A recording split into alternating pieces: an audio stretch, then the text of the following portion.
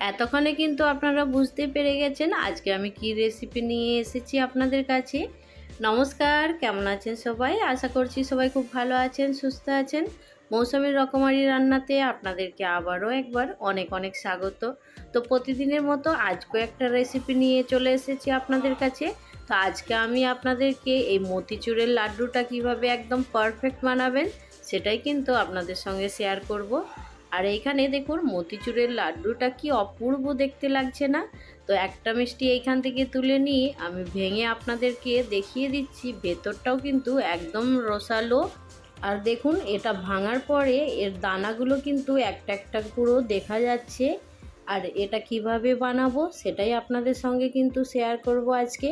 আর যদি রেসিপি ভালো লাগে অবশ্যই আমার চ্যানেলটা সাবস্ক্রাইব করে আমার পাশে থাকার অনুরোধ রইল। চলুন তাহলে রেসিপিটা শুরু করছি।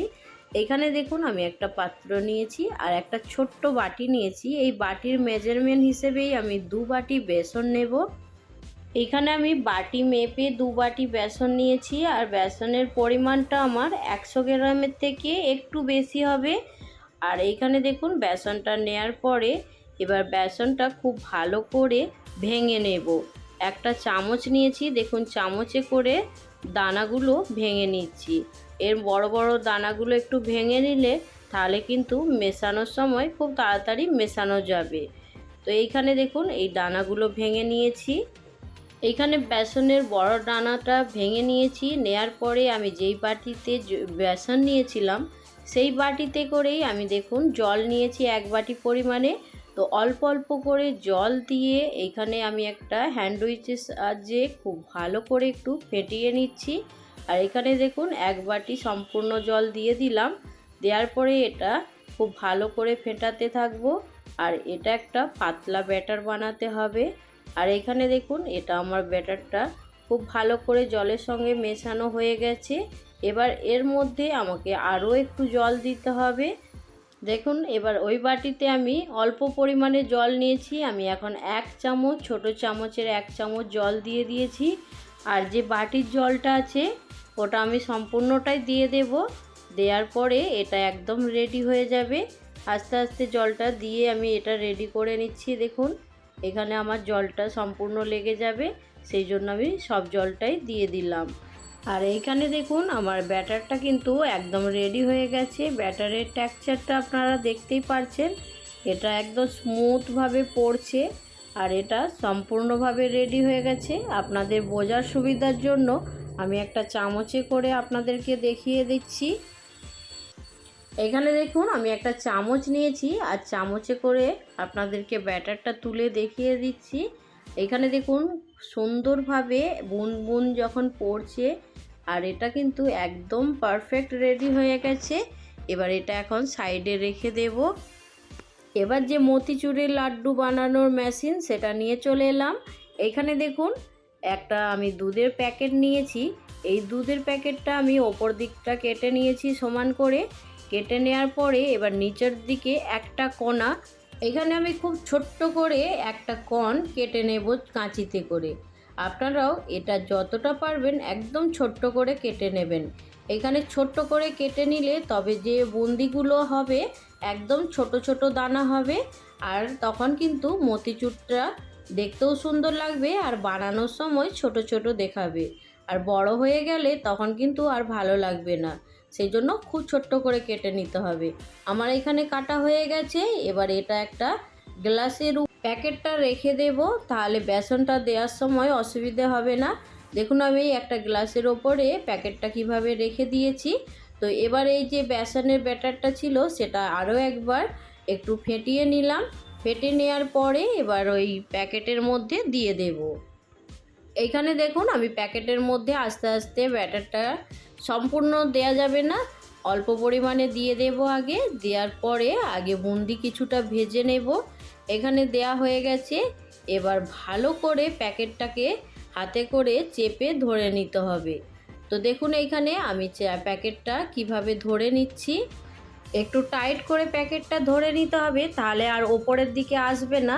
আপনারা চাইলে একটা রাবার দিয়ে খুব ভালো করে আটকে নেবেন। আর এখানে আমি খুব টাইট করে ধরে নিচ্ছি, ওপর দিকে আর আসবে না। আর এখানে দেখুন একটা একটা ফোঁটা কিভাবে পড়ছে নিচে হাতের ওপরে বলে এটা একটু চ্যাপ্টা হয়ে যাচ্ছে, নাহলে আমার পারফেক্ট ব্যাটার তৈরি হয়েছে। আপনারা যদি এইভাবে বানান মতিচুরের লাড্ডু কিন্তু একদম পারফেক্ট হবে। এবার দেখুন এইখানে আমি একটা কড়া গরম করে নিয়েছি, তার মধ্যে তেল দিয়েছি। এখানে ছোট কড়া নিয়েছি। এখানে একটা টিপস, ছোট কড়ায় একটু পরিমাণ মতো তেল বেশি দেবেন, আর বুন্দি বানানোর জন্য কিন্তু অবশ্য তেলটা একটু বেশি পরিমাণে লাগবে। আর যদি তেল কম থাকে তাহলে বুন্দিগুলো গোল হবে না, চ্যাপ্টা হয়ে যাবে। তো এই টিপসটা একটু ফলো করবেন, দেখবেন বুন্দিগুলো খুব সুন্দর হবে। তো এইখানে তেলটা গরম হয়ে গেছে, মিডিয়াম ফ্লেম করে আমি বুন্দিগুলো দেওয়া স্টার্ট করে দিয়েছি। হাতটা আমি কড়া থেকে এক হাত ওপর দিকে রেখেছি। তেলের তাপটা খুব লাগবে, সেই জন্য হাতটা একটু ওপর দিকে রাখবেন। আর থলিটা যে আছে ওইটা একটু প্রেসার দিলেই বুন্দিগুলো কিন্তু খুব সুন্দর হয়ে তেলের মধ্যে পড়তে থাকবে। দেখুন যেইভাবে আমি তেলের মধ্যে দিয়ে দিচ্ছি, আর একটা একটা দানা দেখুন খুব সুন্দর কড়ার সাইডে চলে যাচ্ছে, আর সেগুলো দেখুন কতটা সুন্দর ছোট্ট একদম। আর এইখানে আমি দেওয়ার পরে আপনাদেরকে দেখিয়ে দেব বুন্দিটা কতক্ষণ লাগবে ভাজতে, আর আপনারা কিভাবে বুঝবেন বুন্দিটা ভাজা হয়ে গেছে। যখন আমি বুন্দিগুলো দিচ্ছিলাম আর যখন দেখছিলাম একদম পারফেক্ট ছোট ছোট মতিচুরের দানাগুলো আমার কড়ার মধ্যে রেডি হচ্ছে, তখন মনটা ভীষণ সুন্দর লাগছিল যে সত্যি আমি পেরে উঠেছি। আর এইখানে দেখুন আমার দেয়া শেষ হয়ে গেছে, আর কড়ার মধ্যে দেখুন তেলের একটু ঝাঁক আছে। তো এই ঝাঁকটা যখন বন্ধ হয়ে যাবে তখন কিন্তু বুন্দিগুলো ভাজা হয়ে যাবে। তো এখন আমি বুন্দিগুলো দেখুন একটা হাতার সাহায্যে উল্টে পাল্টে একটু নাড়াচাড়া করে নিচ্ছি। আর এইখানে দেখুন বুন্দিগুলো যখন ভাজা হয়ে যাচ্ছে তখন কিন্তু ঝাঁকটা একদম কমে গেছে। তো আমার বুন্দিটা সুন্দর ভাজা হয়ে গেছে, আপনারাও কিন্তু এইভাবেই ভেজে নেবেন। তো এইখানে দেখুন আমার পারফেক্ট বুন্দি একদম রেডি মতিচুরের লাড্ডু বানানোর জন্য। তো এবার এটা আমি তুলে নিচ্ছি প্লেটের মধ্যে। কোনো কিছু বানানোর সময় যদি পারফেক্ট হয় তখন মনটা কিন্তু ভেতর থেকে অনেকটাই সুন্দর আনন্দ লাগে। আর এটা আমার হয়ে গেছে, সেই জন্য আমি সব বুন্দিগুলো দেখুন তুলে নিচ্ছি। তুলে নেওয়ার পরে আবারও ওই একইভাবে বাকি বুন্দি যেগুলো আছে সেগুলোও ভেজে নেব। এই বুন্দিগুলো তুলে নেওয়ার পরে দেখুন আমি আবারও একবার বাকি যে ব্যাটারটা ছিল সেইখান থেকে বুন্দি বানিয়ে নিচ্ছি। তো এই বুন্দিগুলো বানানো হয়ে গেলে আপনাদের কাছে দেখিয়ে দিচ্ছি আমার কতগুলো বুন্দি হয়েছে। তো এইখানে আমার সমস্ত বুন্দিগুলো একদম রেডি করে নিয়েছি, আর এইখানে অনেকটা পরিমাণেই বুন্দি হয়েছে। তো এবার এইখানের বুন্দিটা আপনাদেরকে একটু সামনে থেকে দেখিয়ে দিচ্ছি কতটা সুন্দর আর একদম মুচমুচে হয়েছে। তো এইখানে একটা বুন্দি আপনাদেরকে ভেঙে দেখাচ্ছি। এখানে দেখুন একটু ভেঙে হাতে করে চাপ দিয়ে দেখলাম এটা একদম মুচমুচে হয়েছে, সুন্দর একদম পারফেক্ট রেডি হয়েছে। তো এইখানে আমি দেখুন 100 গ্রাম চিনি নিয়েছি, আর 100 গ্রাম চিনি হলেই আমার এইখানে হয়ে যাবে। তো সেই জন্য বুন্দির পরিমাণটা দেখেই তবে চিনিটা নেবেন। এখানে বুন্দিটা দেখে আমি চিনিটা নিয়েছি 100 গ্রাম। তো এইখানে চিনিটা দেখুন দিয়ে দিলাম। দেওয়ার পরে এবার জলের মেজারমেন্ট হিসেবে আমি এখানে যতটা পরিমাণে চিনি নিয়েছি সে ততটা পরিমাণেই জল নিয়েছি। এই জলের মধ্যে এবার একটু অরেঞ্জ ফুড কালার দিয়ে দেব। তো এইখানে দেখুন আমি একটা চামচে করে একটা অরেঞ্জ ফুড কালার নিয়েছি, সেটা একটু গুলে নেব। গুলে নিয়ে এই চিনির মধ্যে দিয়ে দেব।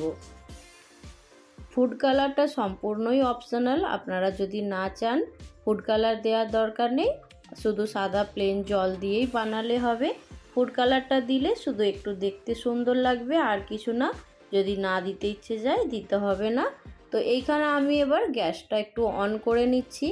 গ্যাসটা অন করে নিয়ে চিনিটা গোলা পর্যন্ত হাই ফ্লেমে এটা গরম করে নিচ্ছি। দেখুন একটা হাতা দিয়ে একটু বারবার অনবরত নাড়াচাড়া করলে খুব তাড়াতাড়ি গলে যাবে। আর এইখানে আমি দেখুন 3টে এলাচ নিয়েছি, ছোট এলাচ। এই এলাচটা ভালো করে গুঁড়ি নিয়ে এই চিনির শিরাতে দিয়ে দেব।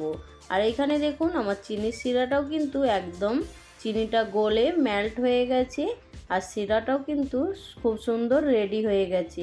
তো একদম পাতলা শিরাতে আর বুন্দিগুলো দেয়া যাবে না, সেটাও একটু লক্ষ্য রাখবেন। জলের পরিমাণটা চিনিটা যতটা থাকবে ততটাই নেবেন। আর চিনির শিরাতে দেখুন আমি এলাচটা গুঁড়িয়ে দিয়ে দিয়েছি। দেওয়ার পরে একটু খুন্তি দিয়ে নাড়াচাড়া করে দিলাম। দেওয়ার পরে গ্যাসের ফ্লেমটা আমি এখন অফ করে দিয়েছি।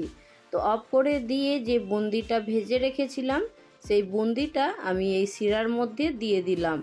দিয়ে খুব ভালো করে আলতো হাতে মিশিয়ে নেব। এখানে বুন্দিটা দেওয়ার পরে দেখুন আমি আলতো হাতে মিশিয়ে নিচ্ছি। এইবার এইখানে বুন্দিটা শিরার সঙ্গে খুব ভালো করে মেশানো হয়ে গেছে।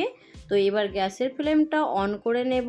অন করে লো ফ্লেমে রেখে 3 থেকে 4 মিনিট বুন্দিটা খুব ভালো করে ফুটিয়ে নিতে হবে শিরার সঙ্গে।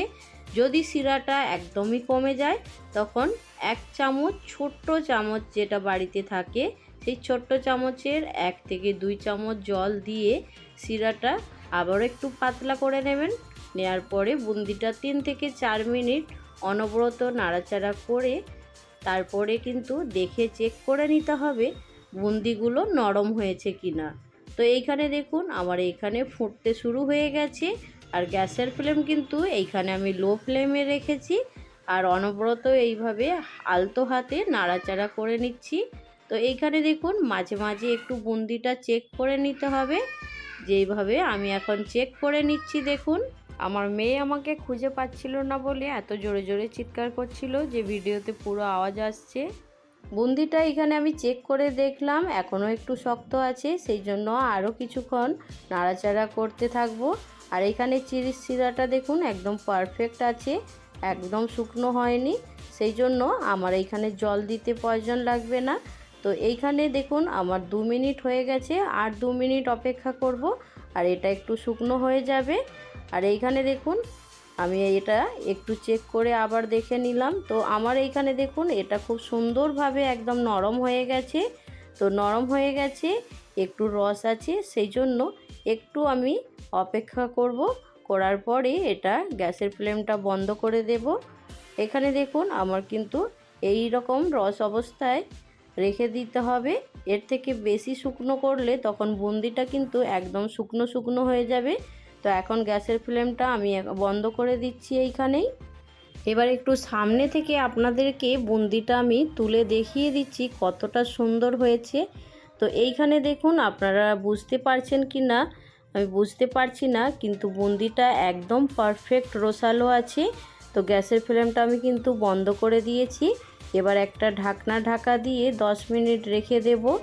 তার আগে এখানে দেখুন আমি কিছু চারমগজ নিয়েছি, সেটা এই মতিচুরের লাড্ডুতে দিলে খেতে কিন্তু অসম্ভব সুন্দর লাগে। চারমগজটা আমি খুব ভালো করে মিশিয়ে নিচ্ছি। আর গ্যাসের ফ্লেমটা আবারও বলছি আমি বন্ধ করে দিয়েছি। দেওয়ার পরে এইখানে ঢাকনা ঢাকা দিয়ে এখন 10 মিনিট ঠান্ডা করার জন্য রেখে দেব। 10 মিনিট পরে আপনাদের কাছে ফিরে আসছি। 10 মিনিট হয়ে যাওয়ার পরে ঢাকনাটা খুলে আপনাদের কাছে চলে এলাম। আর এইখানে দেখুন মতিচুরের লাড্ডু বানানোর জন্য একদম পারফেক্ট সেট হয়ে গেছে। এবার আমি একটা খুন্তি দিয়ে একটু নাড়াচাড়া করে নিচ্ছি। আর এটা দেখুন কি দেখতে অপূর্ব লাগছে, এমনিতে কিন্তু এটা খেতে অসম্ভব সুন্দর লাগছিল। তো এইখানে আমি 1 চামচ গাওয়া ঘি দিয়ে দেব। অনেকে কিন্তু ঘিতেই ভাজে, কিন্তু ঘিতে ভাজলে অনেকটা পরিমাণে লাগবে, সেই জন্য আমি তেলে ভেজে নিয়েছি। তো এইখানে ঘিয়ের ফ্লেভারটা দেওয়ার জন্য 1 চামচ গাওয়া ঘি আমি এই বুন্দির মধ্যে দিয়ে দেব। তো দিয়ে দেওয়ার পরে একটু ভালো করে মিশিয়ে নেব। চামচের মধ্যে ঘিটা লেগেছিল, তো আমি হাতে করে চামচটা মুছিয়ে নিচ্ছি। নেয়ার পরে আর খুন্তি দিয়ে করব না, হাত দিয়ে আমাকে লাড্ডুটা বানাতে হবে, সেই জন্য আমি হাত দিয়েই ঘিটা ভালো করে এই বুন্দির সঙ্গে মাখিয়ে নিচ্ছি। দেখুন ঘিটা আমার মাখানো হয়ে গেছে। তো এবার ছোট বড় সাইজ যেভাবে আপনাদের পছন্দ সেই রকমভাবেই সাইজ করে নেবেন লাড্ডুর। তো আমি এইখানে মিডিয়াম সাইজের লাড্ডুগুলো বানিয়ে নিচ্ছি। এখানে আমার একটা লাড্ডু দেখুন সুন্দর করে শেপ দেওয়া হয়ে গেছে। তো শেপটা দেখে বুঝতে পেরেছেন আমি একদম মিডিয়াম সাইজের লাড্ডু বানিয়েছি।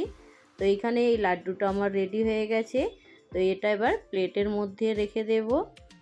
এইবার এক এক করে সব লাড্ডুগুলো বানিয়ে নিয়ে আপনাদের কাছে ফিরে আসছি। এখানে আবারও একটা লাড্ডু বানানোর জন্য নিয়ে নিয়েছি। এক এক করে সব লাড্ডুগুলো আমার রেডি করা হয়ে গেছে। তো এই লাড্ডুটা ওপর থেকে একটু ডেকোরেশন করে নিচ্ছি পেস্তা দিয়ে। এখানে পেস্তা বাদাম আমি ছোট ছোট করে কেটে নিয়েছি, সেগুলো এই লাড্ডুর ওপরে কিন্তু দিয়ে দিচ্ছি। দেখুন, দুর্গাপুজোতে এইভাবে কিন্তু মিষ্টি বানিয়ে বাড়িতে রাখলে, বাড়িতে অতিথি আসলে কিন্তু খুব সহজেই দেয়া যাবে, মিষ্টির দোকানে আর যেতে হবে না। আর বিজয়া দশমীতে সিঁদুর উৎসবের সময় মা দুর্গার মুখ মিষ্টি করার জন্য বাড়িতে কিন্তু এইভাবে মতিচুরের লাড্ডু বানিয়ে মা দুর্গার মুখ মিষ্টি করতে পারেন, বাড়ির সবাইয়ের মুখ মিষ্টি করতে পারবেন। তো আজকের রেসিপি এইখানে শেষ করলাম। সবাই ভালো থাকবেন, সুস্থ থাকবেন, আর পুজো সবাই আনন্দের সঙ্গে কাটাবেন। বাই।